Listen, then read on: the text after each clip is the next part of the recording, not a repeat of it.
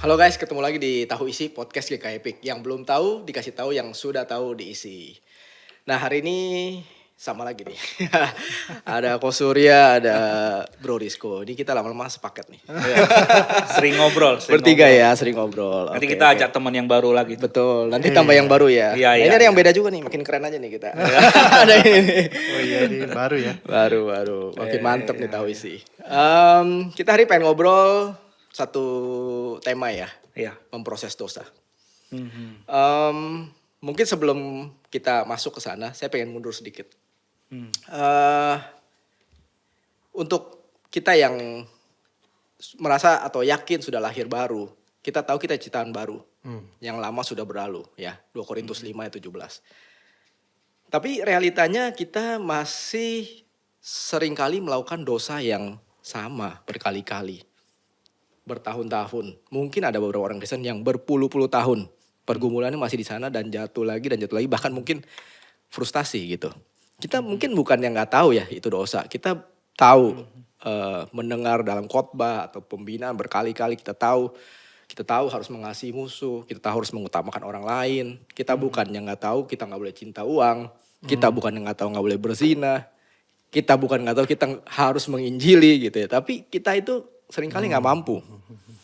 Meskipun kita punya pengetahuan teologi yang banyak atau kita boleh punya jabatan apapun lah di gereja, tapi Di pelayanan ya. Di Iya, gereja, di pelayanan, iya. kita bisa aktif di sana sini. Tapi saya melihat selalu ada gap antara apa yang kita tahu dan apa yang kita lakukan. Ya. Dan kita tidak mampu keluar dari ini gitu. Pertanyaan besarnya adalah kenapa nih? Why? Kita orang Kristen masih di dalam hal seperti ini. Nah, memang itu kelihatannya itu jadi hal yang memang digumulin banyak orang ya, saya kira ya. Ya. Ada orang-orang Kristen tertentu yang jatuh dalam dosa yang sama berkali-kali dan terus-menerus. Kelihatannya tidak bisa keluar dari habit itu ya, dan mungkin sudah jadi habit ya. Tapi ada orang yang memang jatuh dalam dosa tapi berbagai macam ya. Yang saya mau katakan begini, bro, kita pada kenyataannya bahwa ketika kita sudah lahir baru, kita jadi orang yang percaya kepada Yesus sebagai Tuhan dan Juru Selamat. Kita ada sebuah kesadaran bahwa kita ini bergumul dengan dosa. Yang membedakan begini, dulunya kita nyaman-nyaman aja dengan perbuatan dosa. Tapi sekarang kita sudah ada kegelisahan di dalam.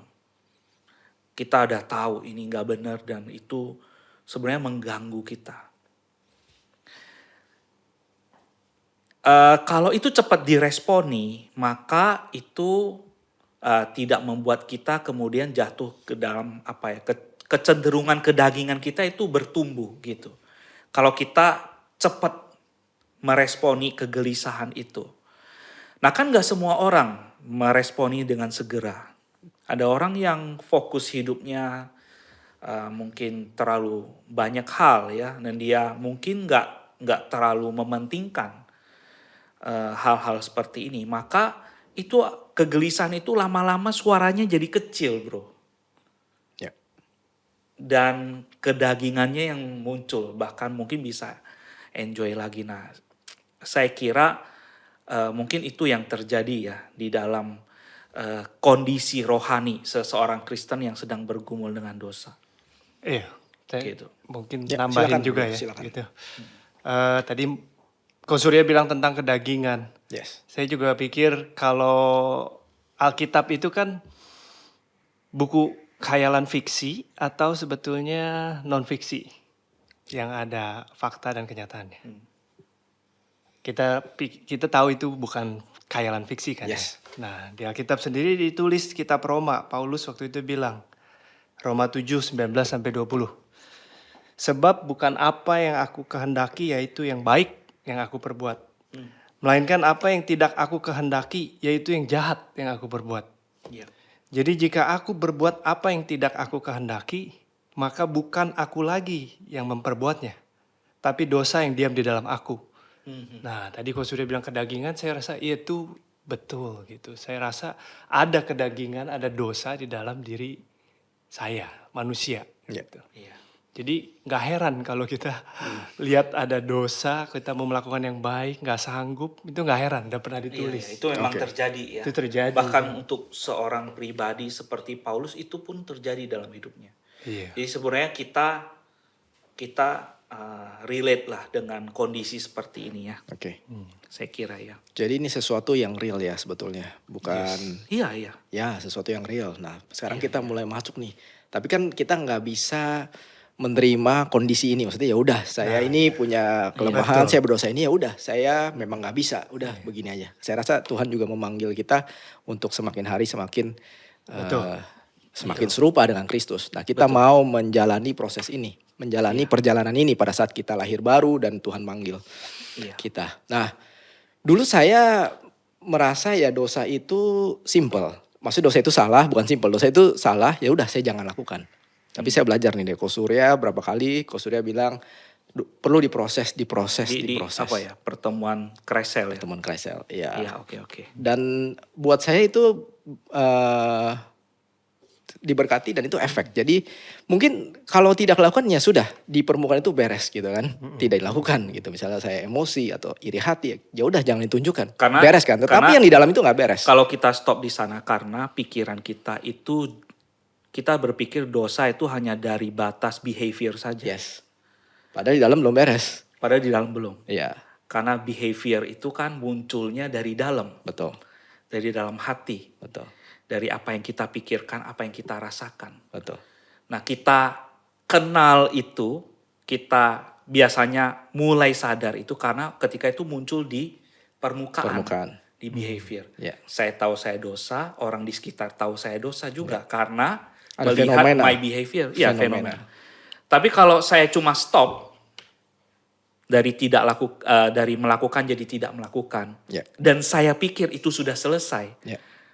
Nah, itu nggak sesungguhnya. Betul. Nah, Itu hanya nanti tinggal tunggu waktu. bom waktu gitu ya. Iya, another pressure datang, Yes. itu bisa muncul dalam bentuk yang lain. Ya. Atau Pelampiasan yang disebutkan tadi itu, iya saya jatuh lagi dalam dosa yang sama. Yes. Again and again and again. Ya. Pada kenyataannya, saya hanya merubah my behavior aja. Ya. Apa yang di dalam diri saya, Betul. apa yang saya pikirkan, apa yang saya rasakan, itu nggak berubah Ya. gitu. Nah, kalau Surya selalu bilang memproses. Nah, mungkin boleh cerita deh, memproses dosa ini gimana sih? Mungkin step-stepnya, tahapannya. Mungkin ini ya banyak juga yang dengar belum familiar nih memproses itu gimana. Mungkin kalau Surya bisa share ke kita semua. Sebenarnya yang lebih tepat tuh kitanya yang diproses ya. Oh, oke. Jadi kita yang Ya. diproses. Ya dosa tetap dosa, dia ada di sana Oke. gitu. Ada di dalam hati kita ya. Ada di dalam pikiran kita. Nah, biasa saya membantu orang yang counsel, datang ke saya counsel. Biasanya yang menjadi keluhan itu kan sekali lagi itu behavior yang ada di dalam. Kenapa saya marah? Kenapa relasi saya dengan pasangan saya tidak baik gitu? Atau kenapa saya jadi orang tua nggak bisa ngobrol sama anak saya misalnya? Ya itu semua kan behavior dari tahap peristiwa yang terjadi ya. Tapi sebenarnya kenyataannya di dalam itu kan ada sesuatu yang terjadi dan yang kita nggak tahu. Nah, biasanya yang saya bantu adalah bagaimana menolong orang untuk mulai dari the first step itu identify dulu dirinya. Kenapa ini muncul? Jadi kenapa saya muncul perlakuan seperti ini, behavior seperti ini? Peristiwa ini kenapa bisa muncul? Apakah ini ada kaitannya dengan dosa? Nah, sampai di sana itu biasanya ya, bro, agak berat, bro. Untuk sampai seorang itu mengakui, yes, ini ada kaitannya dengan dosa. Yes, ini tentang my sinfulness behavior. Nah, itu sampai di sana itu tahap pertama aja biasanya tidak mudah. Tidak mudah. Meskipun orang sudah lahir baru, bro. Gitu. Ya contohnya misalnya kalau suami istri datang counsel. Sesi 1, sesi 2 biasanya itu saling menyalahkan masih bro. Itu hal yang biasa terjadi. Suami salahin istrinya, istri salahin suaminya. Itu hal yang biasa terjadi. Karena betapa sulitnya kita bisa mengidentify sebetulnya apa yang sesungguhnya terjadi pada diri saya. Dan apa kaitannya dengan dosa yang terjadi dalam diri saya. Sehingga saya bisa berperilaku seperti itu. Nah ini tahap awal sih identify dulu. Oke, setelah Gitu. identify itu artinya kita menyadari bahwa ada masalahnya dari diri kita gitu ya. Karena kecenderungan Yes. kita kan menyalahkan orang lain atau menyalahkan Iya. keadaan gitu Iya, ya. menyalahkan orang lain, menyalahkan keadaan, menyalahkan Tuhan kadang. Yes. Ada yang menyalahkan Tuhan. Setelah kita identify, kita udah tahu, terus apa step selanjutnya? Saya ajak dia untuk identify what's wrong with that thinking. Oke. Apa yang salah dari pikiran itu? Apa perasaan yang muncul ketika pikiran itu ada? Sinfulness feelings seperti ya sebetulnya saya iri, sebetulnya saya merasa tidak berharga. Jadi cara pikir kita juga bisa salah ya sebetulnya ya. Yes, Karena dari terbentuk. pikiran yang salah bisa memicu perasaan yang salah juga, yang sinfulness juga. Gitu. Nah karena perasaan-perasaan sinfulness yang biasanya kita sebut tuh yang negatif lah ya. Itu cenderung membawa kita itu sebetulnya lebih deep down ke dalam keadaan jiwa yang down dan hopeless gitu. That's why orang yang gak berhasil keluar dari pikiran itu dia akan stres, bahkan diulang-ulang sampai depresi yang sangat mendalam. Hilang pengharapan. Ya udah akhirnya saya ini orang yang begini nih. Gak ada hope untuk change. Gitu. Padahal sebetulnya kalau dia dibantu mengidentify wrong thinking yang mempengaruhi kemudian sinfulness feelingsnya, ya dia nggak mungkin bisa diajak growing gitu. Dia akan terjebak dalam dosa itu again and again lagi. Gitu. Oke. Anyway, saya sendiri juga memproses diri saya seperti itu, bro. Ya. Sebetulnya perjalanan memproses diri ini nggak pernah ada selesainya sampai Yes. kita Karena hidup kita ini dinamis. ya. Kita ketemu orang baru, kita ketemu peristiwa baru terjadi dalam hidup kita. Kita kan nggak pernah stop kan hidup. Tapi yang kita bicarakan di sini yang penting adalah kita dalam track yang benar gitu kan ya. Maksudnya kita memproses itu gitu. Jangan sampai kita menerima yang tadi sudah bilang menerima emang ini dosa kita, ya udahlah kita terima aja dan kita lakukan terus gitu. Jadi memang nggak ada yang sempurna gitu. Yang penting kita melakukan perjalanan memproses diri ini gitu. Ya sebagai pengikut Yesus yang bertanggung jawab, saya kira kamu dan saya kita perlu make sure bahwa kita ada dalam proses itu. Dan kita ongoing sedang progresif berubah, menjalani progressive sanctification itu. Gitu. Oke. Bro Rizko gimana? Ada mungkin kita ngomong yang hal sehari-hari yang lebih ini, yang ada nggak yang diproses dan bisa sharing kan? Iya. Iya tadi hal seperti tadi ya, memproses diri menghadapi dosa, buat saya juga itu sebetulnya hal-hal yang masih dipelajari terus, istilah-istilah baru. Tapi kalau hidup dalam dunia yang penuh dengan dosa atau jatuh dalam dosa bukan hal baru buat saya. Iya. Nah jadi kalau pengalaman sedikit, ada juga masa-masa sulit gitu kan. Saya pernah juga ada pengalaman menghadapi masa-masa sulit. Masalah datangnya bersamaan gitu. Nggak cuma satu masalah tapi berbagai macam masalah barengan gitu. Oke. Bukan ini beres yang lain enggak, tapi semuanya datang bersamaan. Jadi saat itu saya merasa wah ini ada sesuatu yang terjadi tidak adil gitu. Dan saya sudah berusaha melakukan yang bagus, melakukan yang benar, nggak melukai orang lain, nggak berbuat jahat. Seolah-olah saya pikir udah benar semua, tapi kok saya disakiti orang gitu. Saya merasa nggak bisa terima. Cuman saat di masa itu saya terus teringat gitu. Wah, Tuhan Yesus ngajarin hal yang benar itu perlu memaafkan. Perlu memaafkan orang yang melakukan hal ini misalnya. Tapi saya sendiri ngerasa nggak sanggup. Walaupun saya tahu itu perlu, saya nggak sanggup. Berat gitu. Malah kalau cerita-cerita film silat zaman dulu, temanya balas dendam. Atau drama Korea zaman sekarang yang bertema balas dendam, rasanya itu puas gitu kalau bisa balas dendam. Kalau orang disakiti, kayaknya pengen sakiti lebih lagi gitu kan. Baru kayaknya impas lebih dari 0 gitu.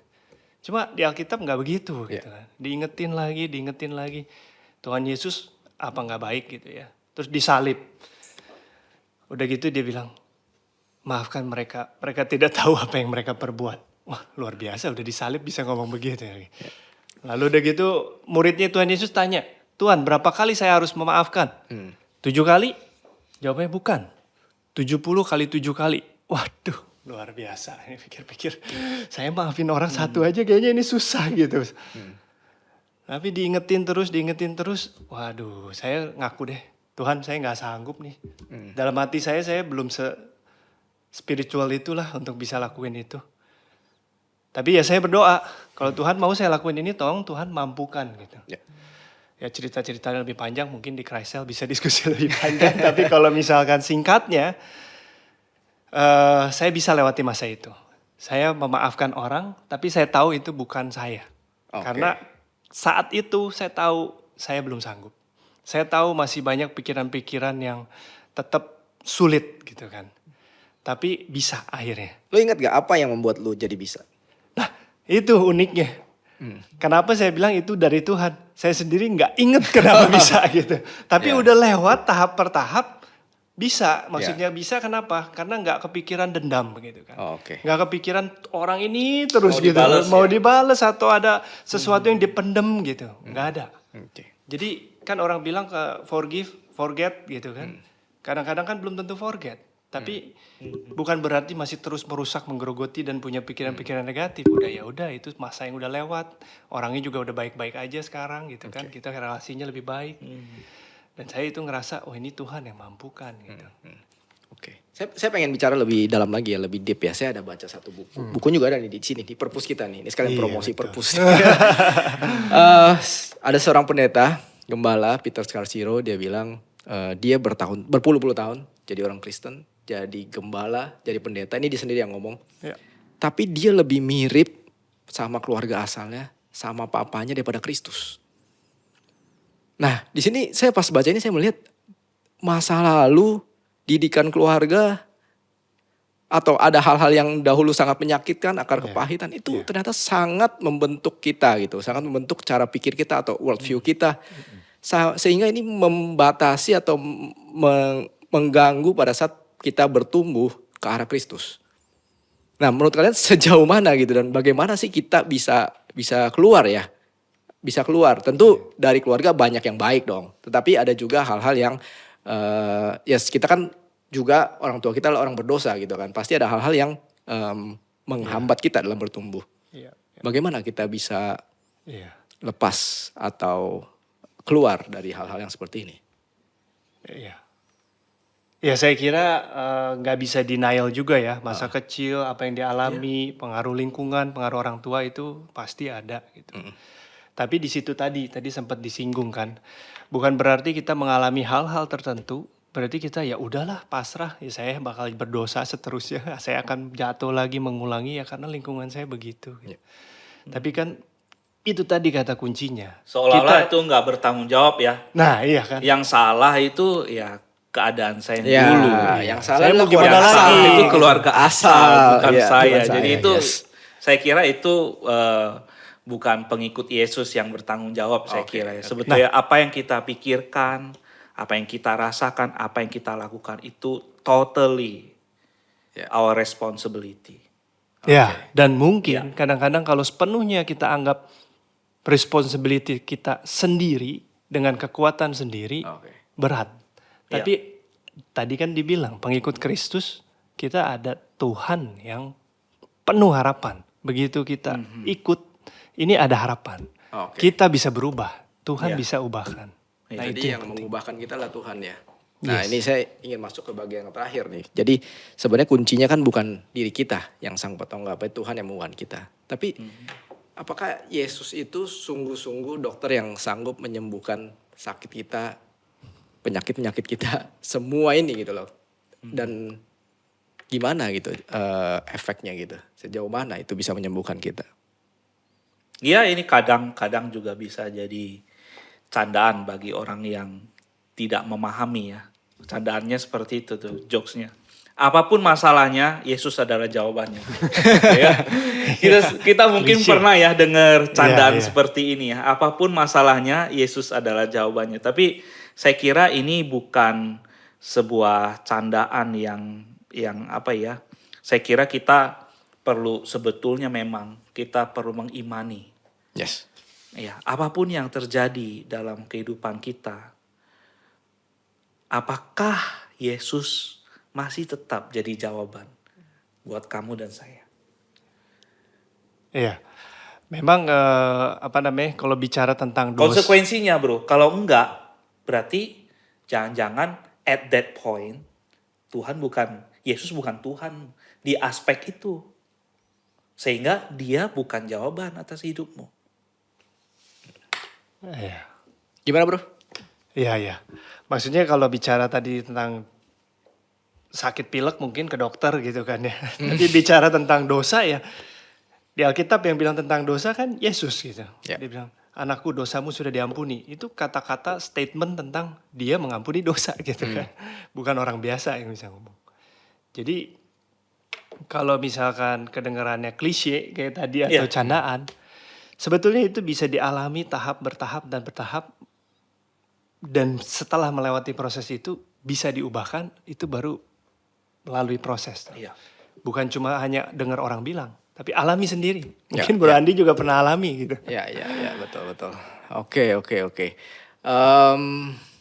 Sebenarnya melalui pembicaraan hari ini kita juga ingin yang mendengarkan melihat bahwa semua kita punya dosa-dosa. Kita ini semua harus menjalani proses ini. Jadi kita bukan ngomong kita sudah beres. Tetapi bahwa Yesus ini betul-betul adalah dokter yang sanggup menyembuhkan kita. Dan kita orang Kristen yang sudah lahir baru bisa betul ya, Ya. untuk memproses diri kita.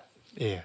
Seperti tadi Rizko sharing kan, tidak bisa tapi akhirnya bisa. Akhirnya ini ada harapan untuk kita semua Iya. gitu. Jadi jangan kita menerima kondisi kita, kita memang kelemahan kita ini Dan dan terus titik perubahan kita perubahan kita adalah ketika kita berjumpa dengan firman yang hidup itu. Mm-mm. Karena melalui firman Tuhan itulah Ya. kita disadarkan bahwa ini yang benar, ini yang salah. Dan melalui Yesus Kristus itulah kita diberikan kuasa untuk bisa mengalahkan dosa. Jadi dengan firman kita dicelikkan tentang kebenaran. Di surat Ibrani ada firman Tuhan yang ngomong itu ya. Firman Tuhan tajam. Ya. Seperti pedang bermata dua. Sangat tajam. Sampai bisa menusuk ke dalam hati kita. Membuat kita bisa membedakan roh dan jiwa. Itu firman Tuhan. Nah, dengan kuasa Tuhan yang Tuhan berikan kepada kita, kita bisa mengandalkan Dia dalam menjalani kehidupan kita yang bergumul di dalam dosa. Iya. Saya share satu cerita ya, Ya. mungkin ya. boleh. Kalau pernah dengar istilah Alcoholic Anonymous, Ya. AA Group, itu satu kelompok di mana alkoholik pengen bisa sadar gitu dan berhenti, udah nggak lagi craving tentang itu. Nah di situ dia lakukan pertemuan, caranya itu ada 12 step yang mereka lakukan dan diskusikan. Menariknya ada satu step di mana orang itu perlu mengakui adanya a power greater than ourselves. Wow. Ada God di situ. Nah, ini banyak dipakai. Sorry, ini oleh bukan orang. organisasi Kristen ya? Sekarang ini nggak disebut sebagai organisasi Kristen. Oke. Tapi kalau ditelusuri ke belakang itu sebenarnya foundernya ada background Christianity. Oke. Nah, jadi walaupun sekarang itu sekuler gitu ya, tapi itu dipakai banyak orang, terkesannya sekuler. Ini ada konsep awal yang sebetulnya sangat berperan. Ada Tuhan, gitu kan. Nah itu pun dilakukan. Dan orang sekarang mungkin mendefinisikannya Tuhan beda-beda, yang penting sebagai cara gitu ya. Tapi kalau yang kita tahu kan ada Tuhan yang hidup nih. Dan ini bisa membantu kita. Dan perlu bantu kita. Ya, setuju. Ya, jadi ya kita perlu menyadari lah ya, memang kita inilah orang sakit yang membutuhkan di luar kita. Kita orang berdosa tidak bisa menyembuhkan diri. Dan tadi Kristus adalah jawabannya. Dan ini bukan hal yang klise yang kita sering kali dengar, tapi memang betul-betul begitu powerful. Ini menarik sekali nih, kita ngomong bisa panjang banget, tapi kita harus stop dulu, nanti kita lanjut di episode berikutnya. Terima kasih, nanti kita lanjut. Terima kasih juga untuk teman-teman yang sudah mendengarkan podcast ini. Kalau ingin mendengarkan podcast lainnya yang tidak kalah menariknya, follow sosial media Instagram kita tahuisi.podcast, YouTube kita GKYPIK, dan Spotify kita Tahu Isi disambung. Ya, kalau teman-teman juga ada saran, kritik, atau tema-tema atau topik yang ingin kita bahas, bisa kirimkan ke email kita ke podcast.gkpik@gmail.com. Oke, sampai di sini. Terima kasih buat Terima kasih. Ko Surya dan Bro Rizko. Thank you.